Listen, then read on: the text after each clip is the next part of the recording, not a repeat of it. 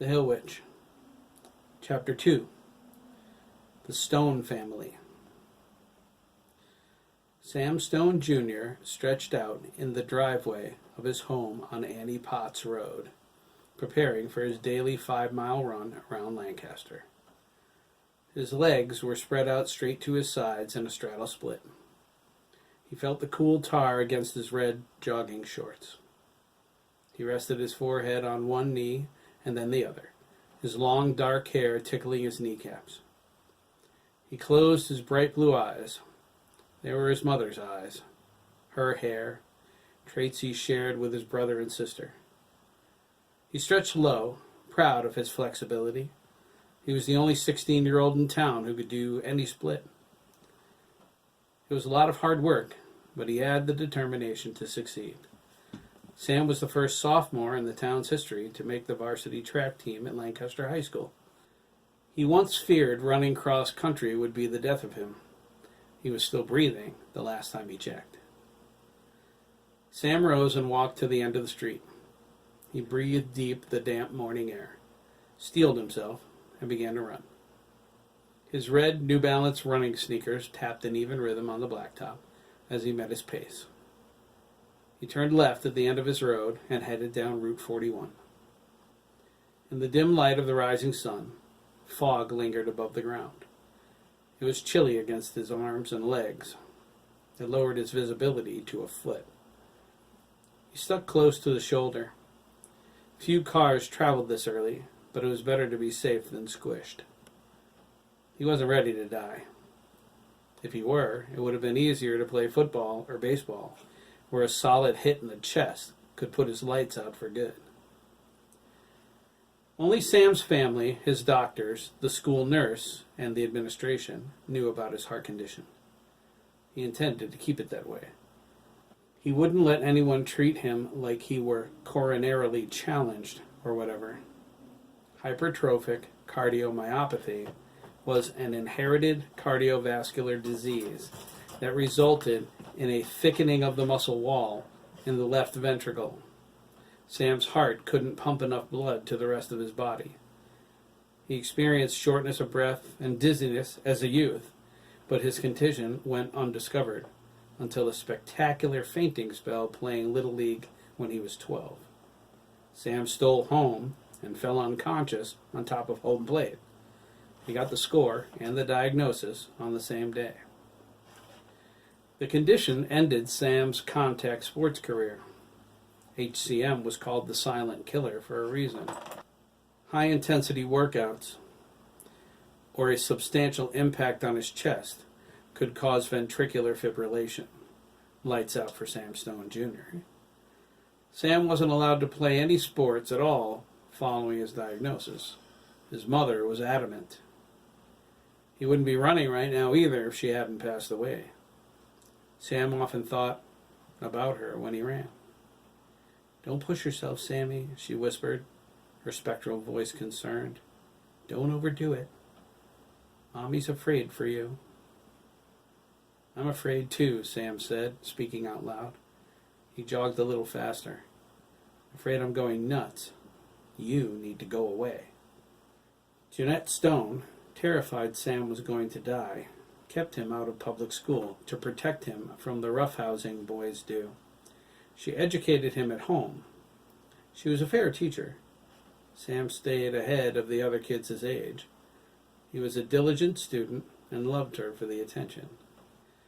His father diagnosed Jeanette's breast cancer around Sam's 9th birthday. She'd ignored the lump. It went untreated and spread to her lymph nodes, liver, and brain. She didn't tell her husband until the symptoms became more than she could bear. It was too late to save her. She died 2 months later.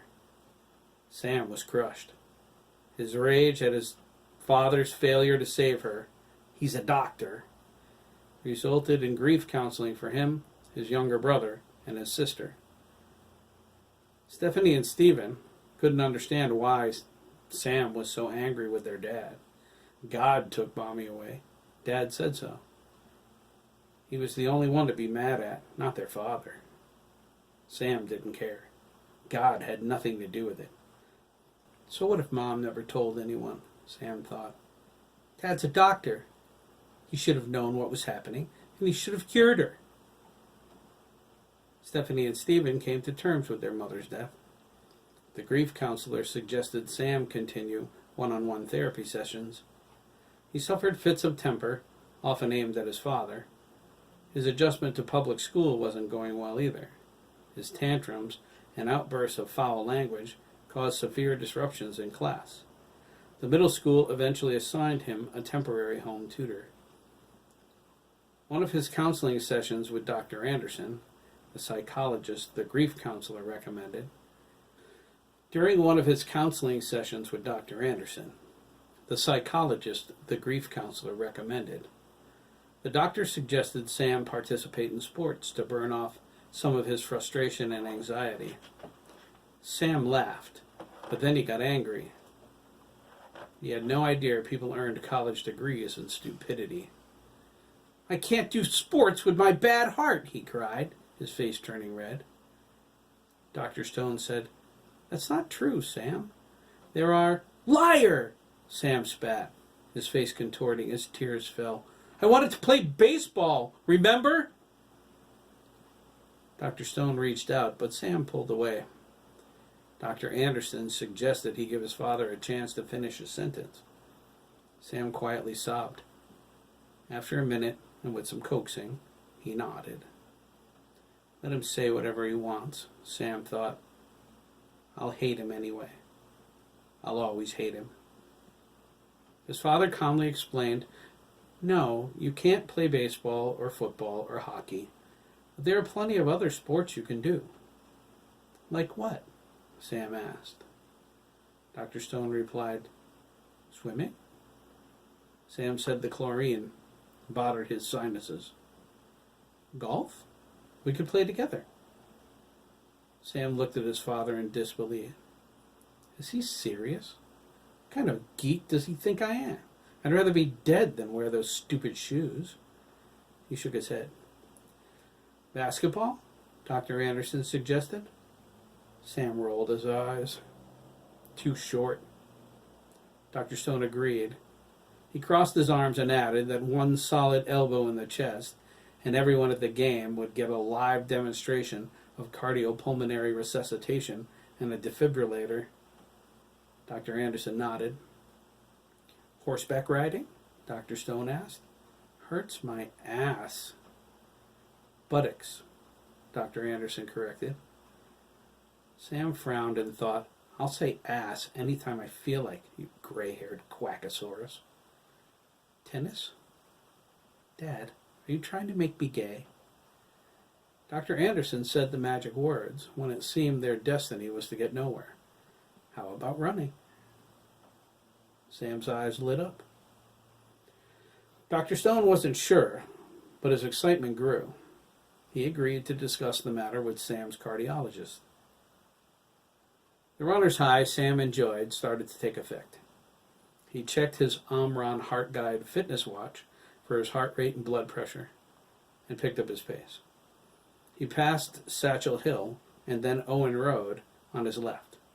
To his right, through the fog, he made out the sign for Lead Sinker Road. It was a half-moon-shaped drive that ran off Crescent Drive behind Mike's Market. He used to take a left here, follow Owen up to where it met Satchel Hill, and then run Satchel Hill to Adler Road on the cliffs. That was until he spotted Ms. Adler watching him from the rocking chair on her front porch 2 weeks ago. It was the last morning he went that way.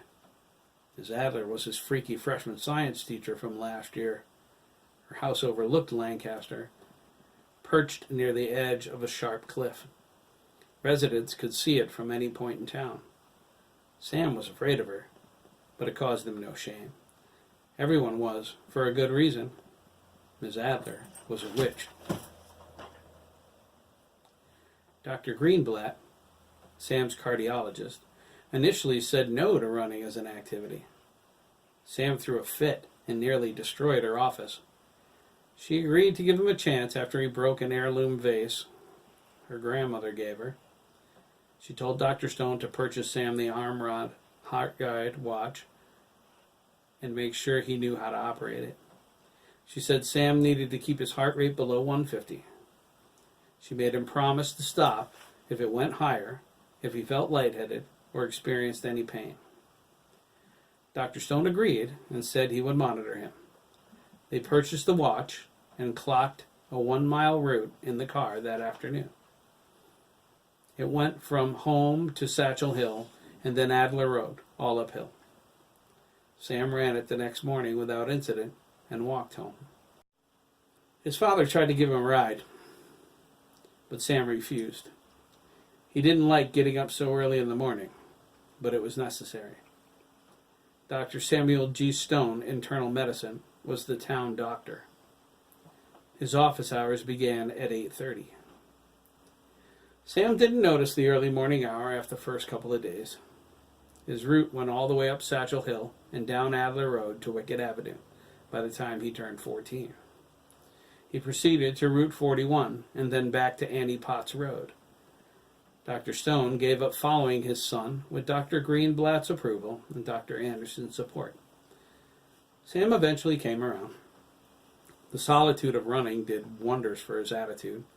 It became easier to forgive his father. Sam ran that route every morning until the day he saw Ms. Adler, who never left her house except to go to the high school. Sam reached the top of Satchel Hill and spotted her out of the corner of his eye. She was sitting in a rocking chair on her front porch, her legs and arms crossed. A cup of coffee was resting on her knee, despite her movements. She stared at him over the top of her glasses. A chill ran down his spine, and Sam froze. That's the same look she had on her face every day in last year's science class, he thought. He checked his Omron watch. 160. Calm down, Sam. Breathe in, out. Her expression bordered between hate and disgust. She looked strung out. Her long, dark blonde hair was streaked with gray. It went in every direction except neat. Her aura was evil. Her deep brown eyes never blinked. They fairly glowed above her glasses. Sam got lost in her stare, paralyzed with fear like a deer in the headlights. His heart pounded in his chest. He thought he was going to die right there. Then he heard her voice. Better move along, young Master Stone, before you have a heart attack. Sam's panic gave him the strength to move. He ran back down Satchel Hill and didn't stop until he was in his yard. He collapsed onto the grass, terrified, his chest heaving, his heart pounding. I heard her voice, Sam thought, but her lips didn't move. How does she know about my heart? Is the administration gossiping about me? The nurse? They wouldn't do that. Would they? It felt like she was talking inside my brain. Sam made his father clock out a new route for him that afternoon. He vowed never to go near her house again. It's true. She's a witch. There's no other explanation. Sam shivered at the memory. He still felt her words inside his head. It was like fingers had reached into his brain and put them there. After Legion Avenue, which was named for the American Legion Hall there, came Milliken Road, both on his right. Hiram Milliken, the local farmer, owned all the property down here on the northeastern edge of town, except for one plot. Hiram lived at the opposite end of the road named for his family. His farm took up most of the eastern corner of Lancaster, but judging by the stink, Sam would have bet it was more like half. The fog was thicker on Milliken Road than on Route 41. It was the lowest point in Lancaster, a town dominated by hills. Sam slowed his pace so he didn't trip over anything. He followed the slap crunch noise his sneakers made, one foot hitting the pavement, the other the sand on the side of the road. The only other house near the farm, besides Hiram's empty old Victorian and his trailer home, stood on the one plot of land the farmer sold to a private family, Mike and Sandra Dougan. Sam knew a lot of people who were mad about that, especially his father. Dr. Stone wanted to build a house down here, but the fat old farmer wouldn't sell him a plot. The area around Milliken Road was breathtaking, with its thick hardwoods and ample cedars. The area on the cliffs was better, their height offering a staggering view of Lancaster. But Miss Adler owned that property. She inherited, just like Hiram, and was even more adamant about not selling any. Sandra Dougan came out her front door and closed it behind her. She slung her heavy canvas bag onto her left shoulder and walked to her car. The Dougan's house was a yellow, modular, two-bedroom ranch on the left side of the road just before Grady Lane. It was the halfway point of his run. Sam waved to her. Mrs. Dougan was the only early riser on his new running route. He wished there were more, but at least he wasn't alone the entire way. Thank God, Sam thought, feeling Miss Adler's voice in his head again. Sandra called out to him. She smiled her usual morning pleasantness. She wore a woman's business outfit. Her raven dark hair shined. Her hazel eyes were bright and aware.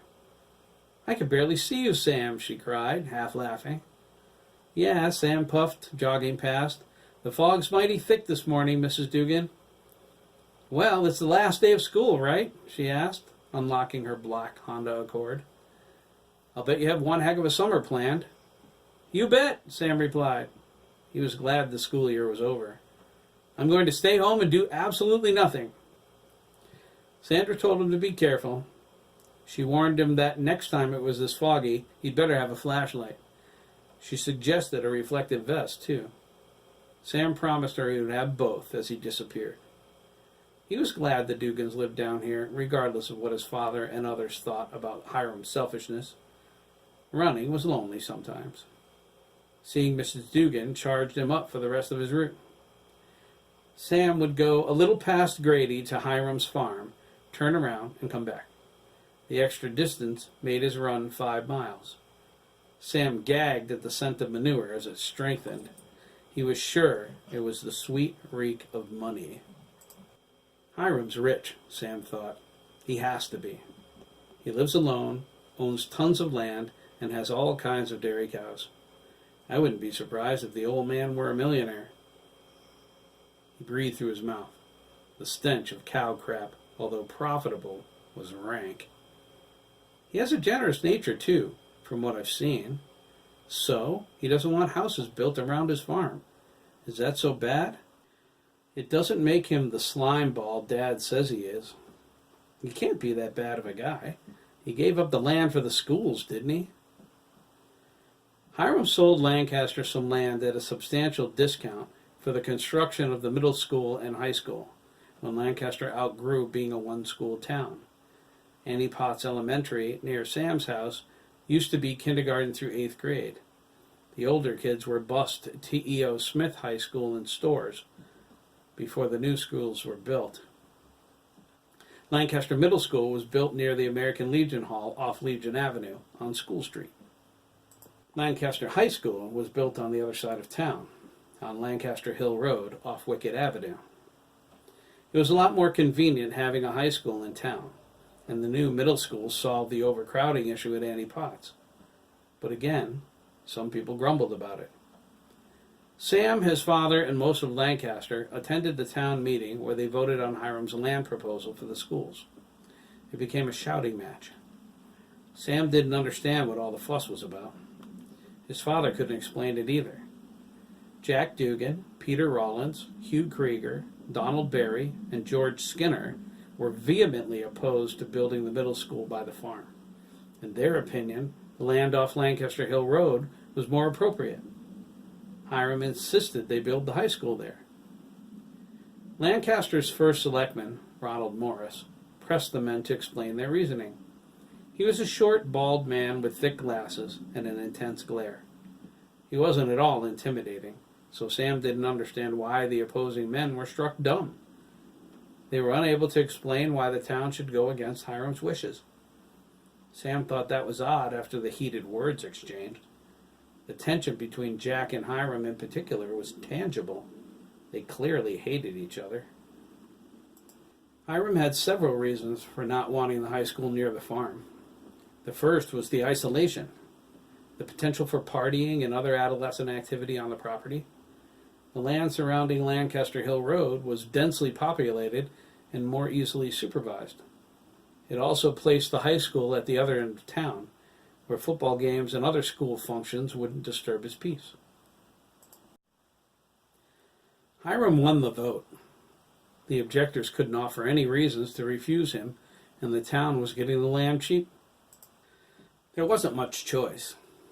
Margaret Adler declined to sell any of her land. Jerry Copeland, Lancaster's largest employer, wanted an exorbitant amount of money for anything he was willing to part with, and the town didn't own any plots large enough that were suitable.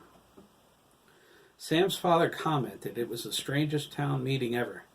Jack Dougan never attended one before or since. All the men who objected worked for the farmer at one time or another too. He assumed it was a vindictive attitude toward an ex-boss. Working on the farm wasn't easy. Perhaps they resented Hiram for something.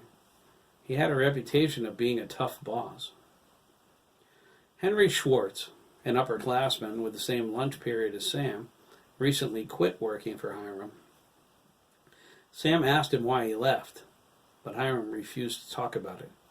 The subject seemed to make him uncomfortable. He was angry about something too. Sam wondered if anything was wrong with the farmer, but then he remembered Chris McKee, a sophomore like Sam, worked for Hiram for the last year, and he never complained. Dabney Copeland and Todd O'Connor worked there too. Sam shivered thinking about Dabney and Tom, who were two of the worst kids he knew. Dabney was a conceited rich brat, the mill owner's younger son, and Todd was just trouble. Sam might have considered working at the farm if not for them. He liked Chris, though, at least until he heard the rumors about him. Now he wasn't sure if he should. Sam turned around at the farm, jogging in place. He glanced at the Victorian. The white paint was peeling, and the windows were filthy. It was a grand house, but it was also creepy. Totally haunted. Sam looked up the driveway. Chris might be doing the morning milking. Sam needed to ask him about what he heard. But if Todd was there? No way, Sam thought. Todd didn't like him. Sam turned in Todd and his buddy Frank Garrison for smoking weed in the boys' room when he was in 7th grade and they were in 8th. Sam would quickly move on if Todd was working. Todd didn't understand. It wasn't like Sam had any choice but to rat. Principal Hogan was going to suspend every student that got a pass that period for suspicion of drug use. No way was that going on his record. Todd hadn't caught up with him yet, but he swore he would. He knew Sam was the only one who saw him and Frank getting high. As far as Sam knew, Todd got suspended, but that was it. Frank, however, lived on the same street as Sam. He got his butt whooped by his father, Francis, who Sam thought was an incorrigible yuppie. Francis owned a clothing store at the Buckland Mall in Manchester. What's it called again? Sam wondered.